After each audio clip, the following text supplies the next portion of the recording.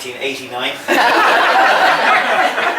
When the country got cable television. So it's the modern way of playing this that makes it Irish. Held upright, like this. It's generally nowadays beaten with a kippeen.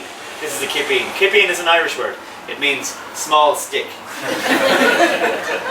Kip is a stick, kippeen is a small stick. And it's basically supposed to make the sound of the dancing feet. If you had dancers on the floor with hard shoes, you know, they're like step shoes, they're for step dancing, they would make the noise that the barrel's supposed to make, so that kind of sound. So I'll give you a little example of a jig and reel. We play mostly jigs and reels all night. A jig is in 6/8 time. 1, 2, 3, 4, 5, 6, 1, 2, 3, 4, 5, 6. Or rather than teach maths to a young budding musician, 6/8 is a fraction.